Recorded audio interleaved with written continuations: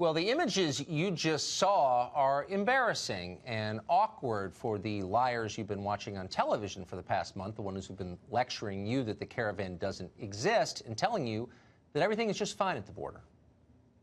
The president, along with his favorite TV network, were beating the drum on the looming so-called invasion, as they put it. The programming on the caravan was propaganda. It was political campaign-motivated propaganda. Trump is like a racist Paul Revere, you know, the migrants are coming, the migrants are coming. He keeps calling it an invasion.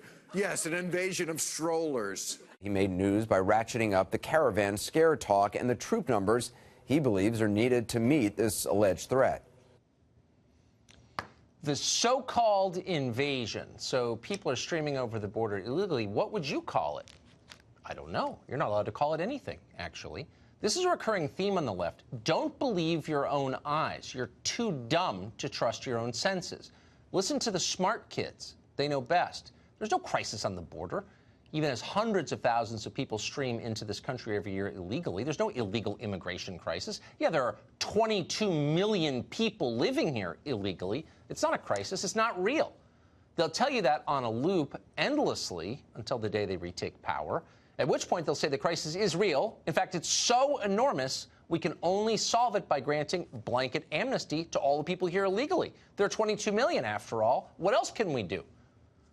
This is a metaphor, really, for the left's entire program, which is built entirely on denying reality. They deny the reality of illegal immigration. They deny the reality of terrorism. They deny the reality of biological gender.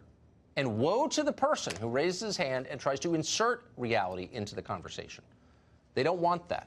When you have a program built entirely on denial and deception, it's not surprising you're also against free speech. You can't afford to have an honest conversation.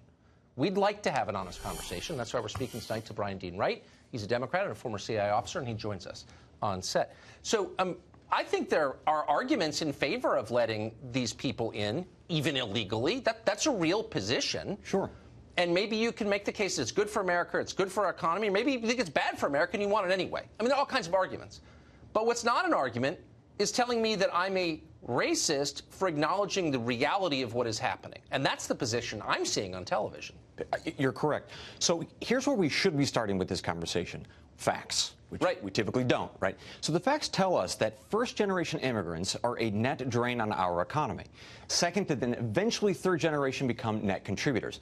That's the fact, right? Right. Secondarily, we know that the folks who are coming across the border, 1,000 to 2,000 people each day, again, having kids then in a year or 2 years down the road, we're talking hundreds of thousands of people all told, that those folks are initially, anyway, a burden to our economy. Now, whether or not they contribute something many years down the road, that is an open question. We should be able to have this conversation, irrespective of our party affiliation, and come to a conclusion where we say, look, we need to have a thoughtful, strong border, prevent some of these folks from coming across, and if we don't, shame on us as a country. Well, I agree with that. I mean, I do think, as you just said, that this is in many ways an economic question. And I don't understand how you can look at the projections for what automation is about to do to our economy, eliminating a huge percentage of all low-skilled labor in this country, and say what we need is more low-skilled labor. How can you make that argument? You can't. The top 10 jobs that we see immigrants take, both legal and illegal, make less than $20 an hour, which, by the way, the Obama administration said jobs earning less than $20 an hour are going to be automated into obsolescence. So the argument that we need an increasing number of poorly qualified, folks who don't speak English, don't have the skill sets that really we need for the coming economy, or frankly the one that's already here, that's a silly argument. It doesn't hold water. So I always want to believe the best about people and that they have honorable motives, and I think most people do have honorable motives. But if you can't even marshal an economic argument in favor of your immigration policy, I'm left believing maybe it's only about getting more votes for your party. How cynical.